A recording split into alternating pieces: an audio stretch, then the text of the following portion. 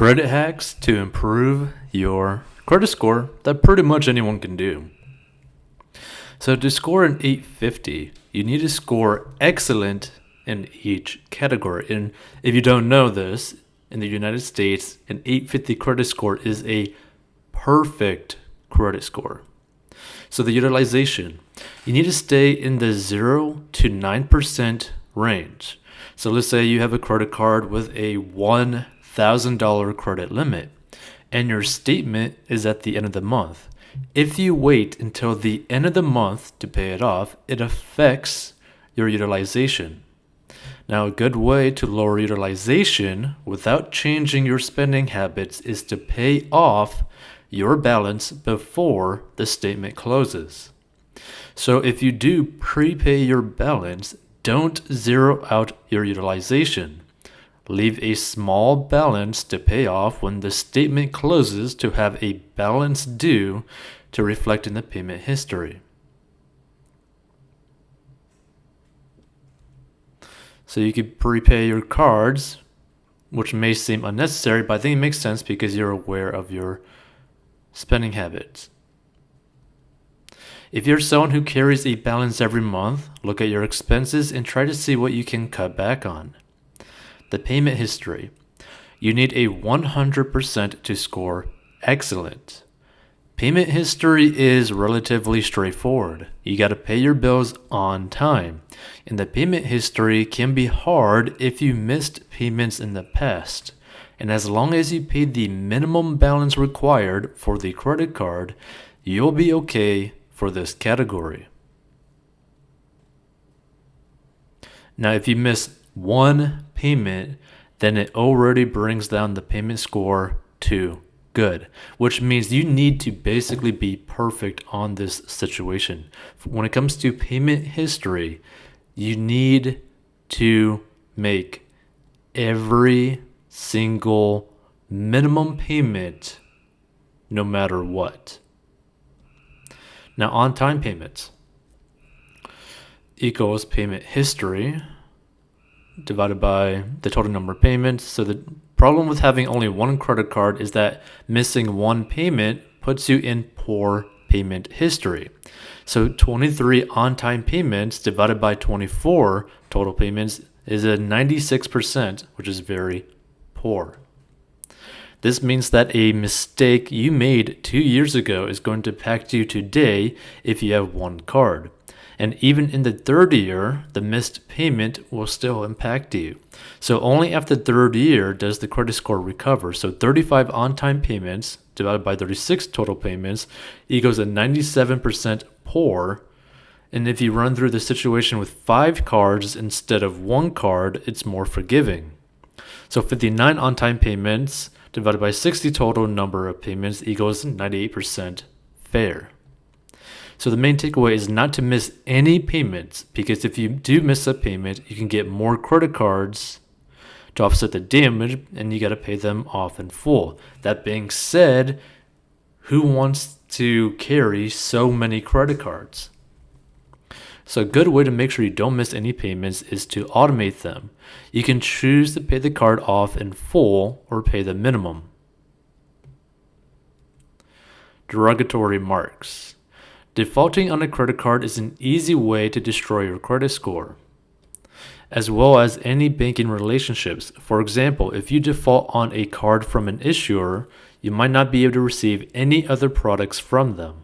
They could also end their banking relationship with you as well.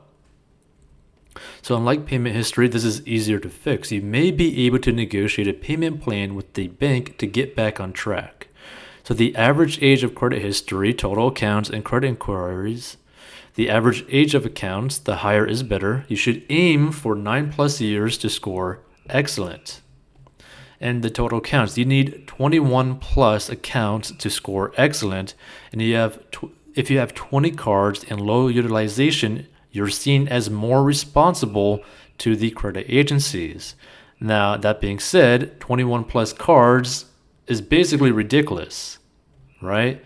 This is the whole thing, right? This is where you got to start really thinking about, is a perfect credit score actually worth the hassle?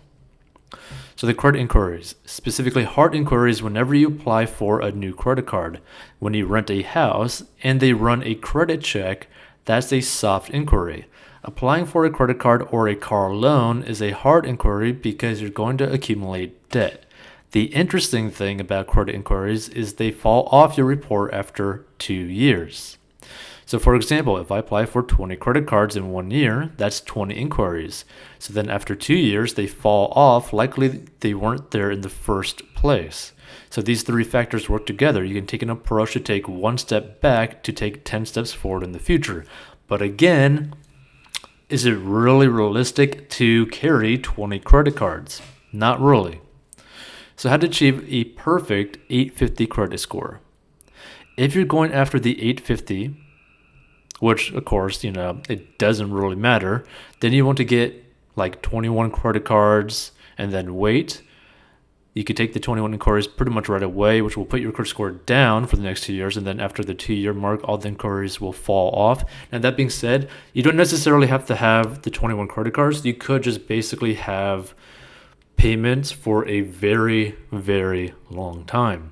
I have personally seen someone achieve a perfect credit score with only 3 credit cards, but they also had a mortgage and student loans. So they're carrying a large amount of debt. They're making payments constantly every month, but they've never missed a payment, and they've been doing that for multiple decades. So that being said, is that really worth it? Personally, I don't think it's worth it. I don't really think anyone should actually go and try to achieve this, right? Pretty much the best way to be handling a credit card is to pay it off in full. And basically, the best case scenario is to not have a credit card, but if you do have a credit card, what you need to do is when you spend money on that credit card, you pay whatever you spent that day. You don't wait till the end of the month. You pay it that day. You transfer money into that account that day, right? Like right after you spend that money, because you do not want to carry any balance really on a credit card. So with your 21 credit cards, be sure you don't miss any payments, and the utilization wouldn't matter because you can fix that in the future. So set the 21 credit cards aside for 9 years to factor into the average age of accounts. Then starting at the 8-year mark, be sure your utilization is low, and most likely you are a financially responsible person if you can get approved for 21 cards. And then at the 9-year mark, you'll have a low utilization, 100% payment history, 0 derogatory marks, 9+ average age of accounts, 21+ total accounts, and 0 inquiries. It's like baking an elaborate birthday cake that you have to wait 9 years to eat.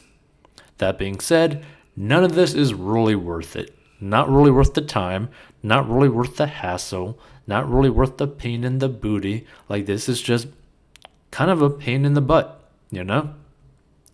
So the big question, what do you get for having an 850 credit score? Nothing. You will receive the same benefits and interest rates as someone with a 750 credit score. There's really literally no difference. Pretty much, you just never want to be under 700 or really under 720. As long as you're above 720, you're pretty much good, right? For pretty much any loan, as long as you are like not spending more than what you make. And if you have like an okay income, like the average household income, which I think is about like 50,000, it wouldn't be that hard to be approved for like a loan, like a home loan, which is probably the most important thing to get like an actual loan for as a home, so that you could actually have like stabilize that amount of money that you're paying every single month. That's the most important thing, and you could easily do that with a 750 credit score with a reasonable income. Right? You don't got to be making 6 figures and have like a perfect credit score to qualify for a loan for a house, right? But having a 750 credit score will definitely help you out with a 2 years of work history. That's decent. That'd be good. So feel free to watch more personal finance videos. You can check out 40inbox.com, and you can learn the secret to mastering your money below, and you can also learn to make money online below, basically creating an online business using just a phone and a computer. And we'll see you in future episodes.